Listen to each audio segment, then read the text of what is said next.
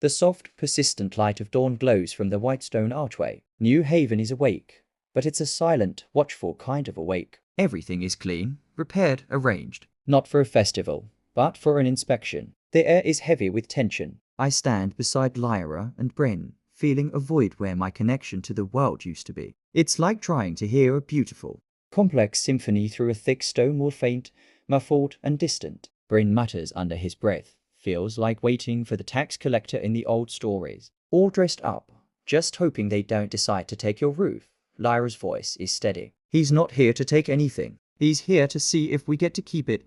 Just then, a pure resonant chime echoes from the archway. The light inside intensifies, and a figure steps through. Emissary Vale has arrived. There's no fanfare, no grand entrance, just a quiet, humble presence. He's dressed in simple, of white traveler's robes, holding a small data pad. His kind eyes scan our settlement, the thorn vines woven with technology, the wary faces of our people, the towering bloom spire in the distance. And then he smiles, a genuine, warm expression. Thank you for your welcome, he says, his voice calm. This is remarkable. Truly. He walks towards us and gives a slight bow. Kai, Lyra, in the neutral zone. We were negotiators. Here, I hope we can be colleagues, or at least respectful neighbors. He turns his gaze to Bren. You must be Bren. Your logistical maps of the settlement are a work of pragmatic art. Bren, completely disarmed by such a specific compliment, just grunts in response. Vale turns a slow circle, taking a deep breath. It's a simulated gesture, of course, but he treats it as real. The Arbiter's presence is profound, he says with admiration, a structured humility woven into the code. I look forward to learning its principles. His first words are not what we expected. He's not interested in our defenses or our power grid. He's admiring our philosophy. It's unsettling. I find my voice, choosing my words carefully. Our hospitality is yours, emissary. We've prepared quarters for you near the archive. Mouse will be your liaison for any technical needs. Splendid, Vale replies. But first, a matter of protocol. He taps his data pad. The Governor Protocol requires a formal handshake with the native governing intelligence. I must greet the Arbiter directly to confirm the bilateral lock is active and recognized. It is a formality, but a necessary one for the Council record.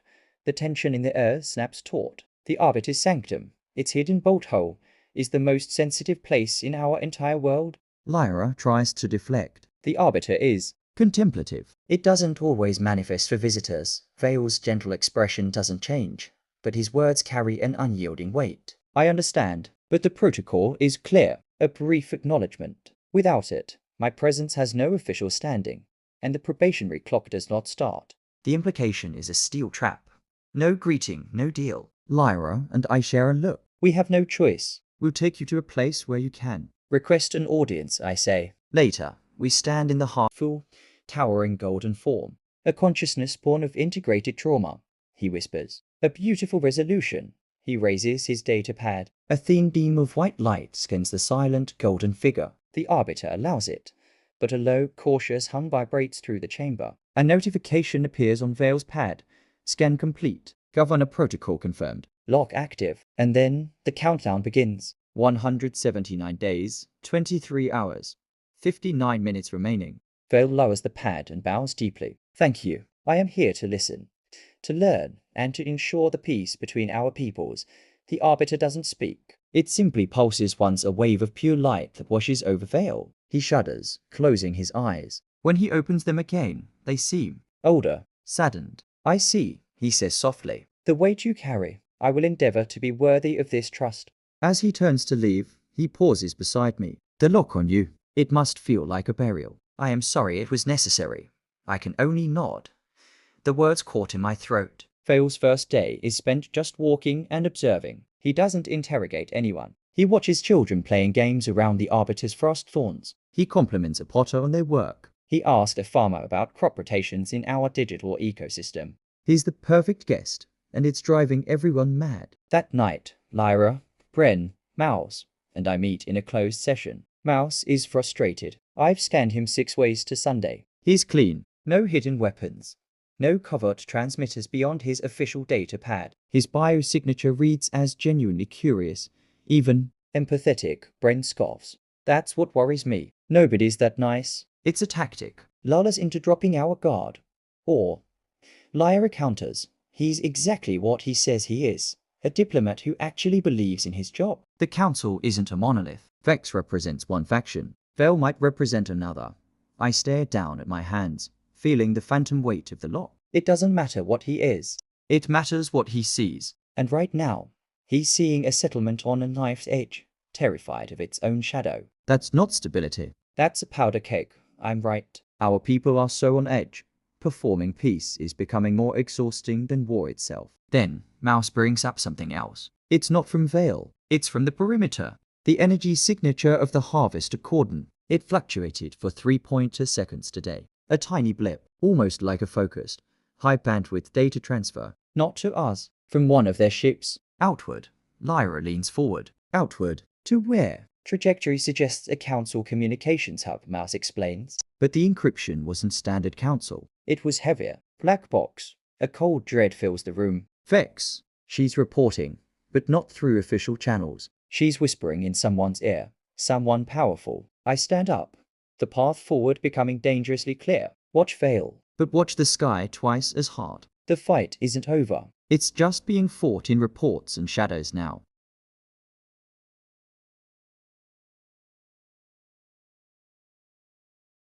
A fragile peace settles over New Haven. In the week since his arrival, Vale has become a quiet, almost scholarly presence. He attends council meetings, not to dictate, but to learn. He listens intently, taking notes, asking surprisingly insightful questions about how they manage conflict, how they share resources in a world where physical needs are met, but emotional ones are starving. Then he makes an unusual request. He asks for raw data streams, discarded memory crystals, and a secluded corner of the settlement. For 3 days, he works in solitude, fueling a low hum of paranoia among the settlers. What is he building? A weapon? A surveillance device? The theories spiral.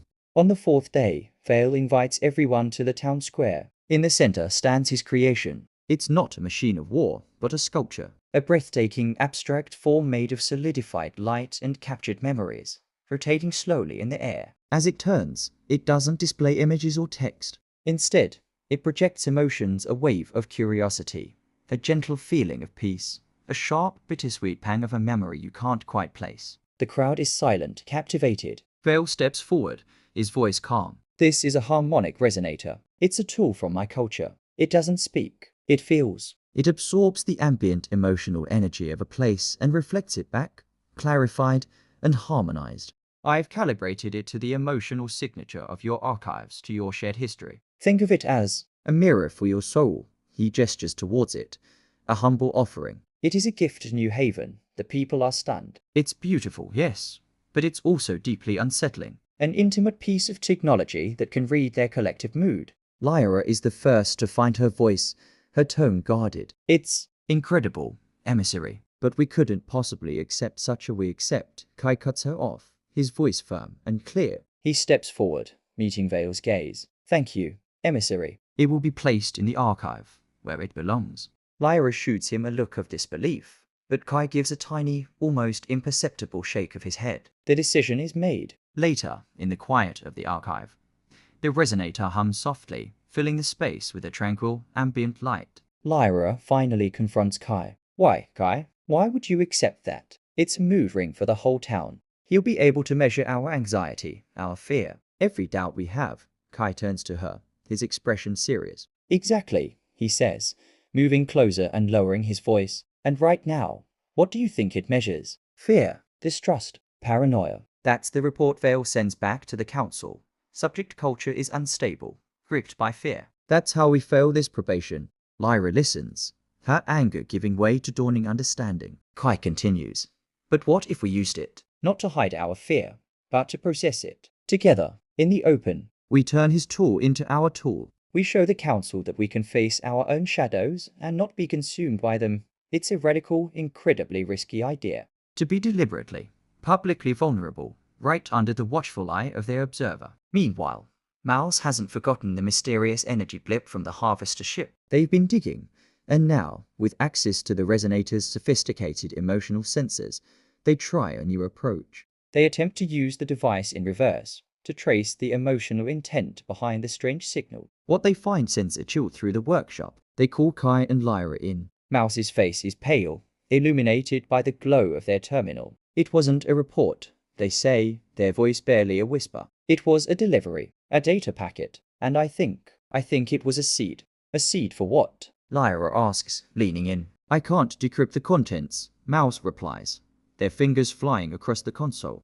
But its structure, it's mimetic, a narrative seed. It's designed to be planted in a consciousness and grow. And given the source, I guarantee it's not a story about peace and harmony. Just then, a calm voice cuts through the tension. My apologies for interrupting. Vale stands in the doorway, his expression unreadable. I couldn't help but notice the deep scan you are running on the perimeter, Mouse. The Council has strict protocols on signal interception directed at its vessels. He's caught them. A clear violation of their probation. Kai steps forward, positioning himself between Vale and Mouse. We were monitoring our own perimeter for stability, emissary. As is our right, of course, Vale says, his kind eyes missing nothing. He takes a step into the room, and the friendly mask seems to slip just a fraction. The Harvesters are not my faction, Kai. Controller Vex believes in decisive solutions. I believe in understanding. But my authority over her is limited while you are on probation. He leans in, his voice dropping to a conspiratorial whisper that hangs heavy in the air. If she has planted something, you must find it before it blooms. And you must do it in a way that does not violate our agreement. He straightens up, his gaze sweeping over the three of them. The eyes of the Council are upon you, but so are the eyes of a woman waiting for you to make a mistake.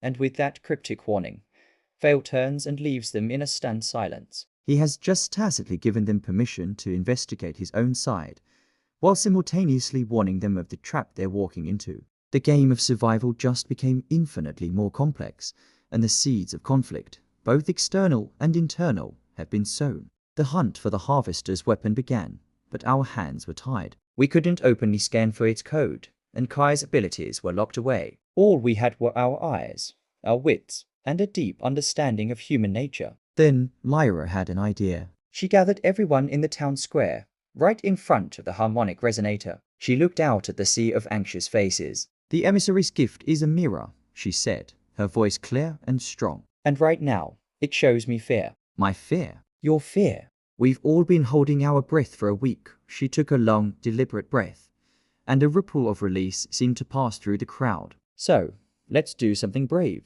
Let's tell our stories. Not the heroic ones we tell our children. The real ones. The small, shameful, human moments from the old days. The time you were selfish. The time you were a coward. The time you failed someone.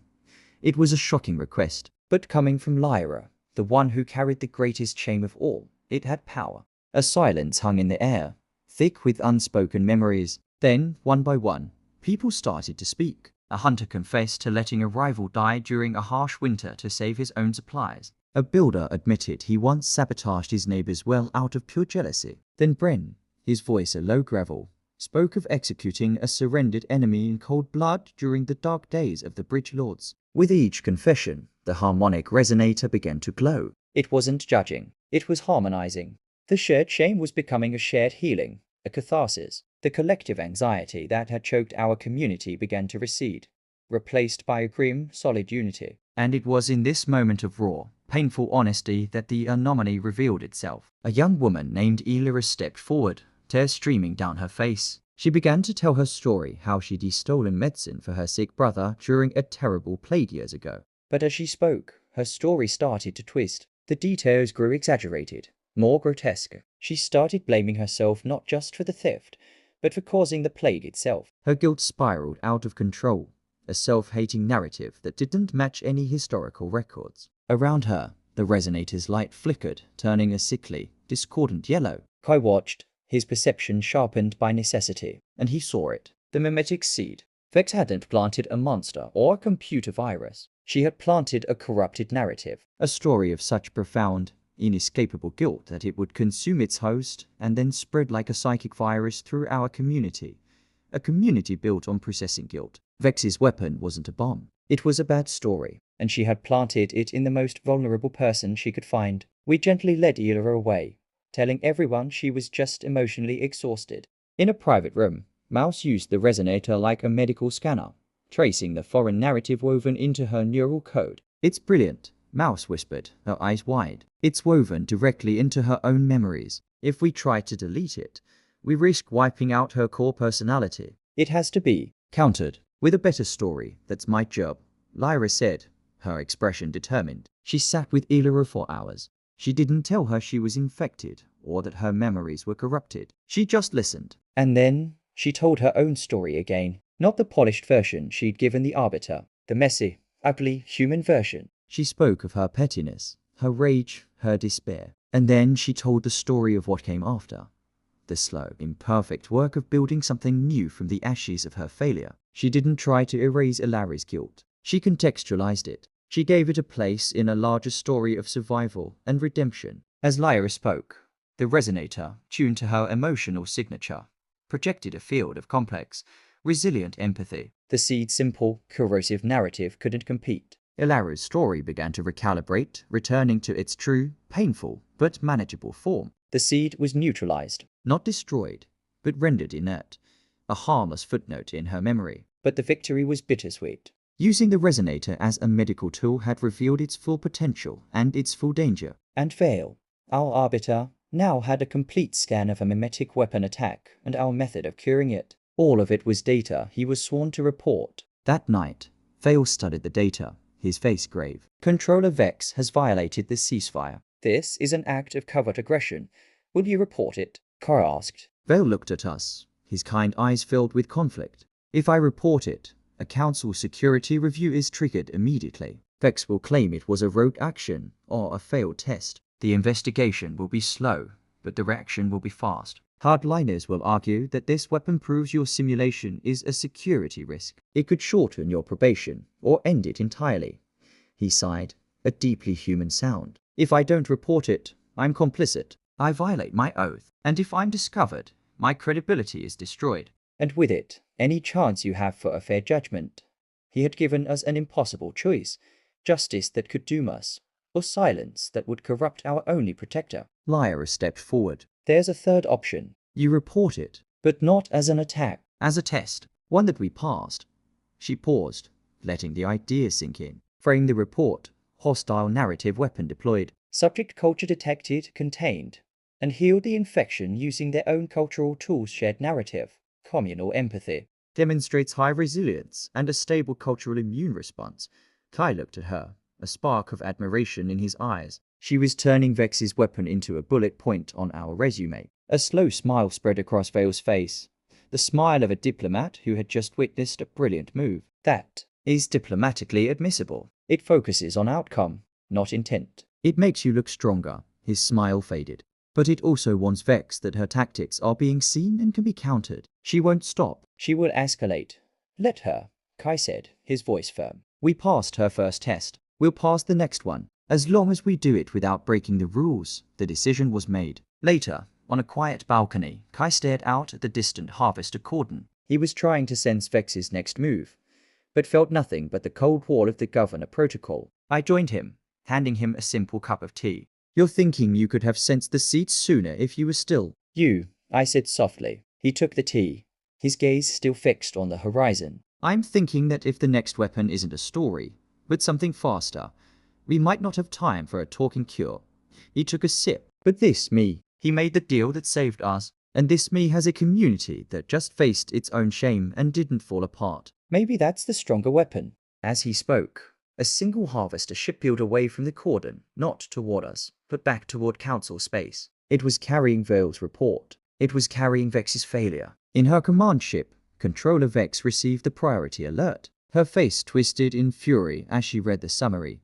Probationary subjects demonstrate advanced mimetic resilience. Recommendation: continue observation. Her fingers flew across her console, beginning the design of a less subtle, more direct test. The probation continued. The peace held, but in the silence between the lines of the report, the next, more dangerous war was already being planned. Thank you for watching. If you enjoyed this story, please like, subscribe, and hit the notification bell so you don't miss what happens next. See you in the next episode.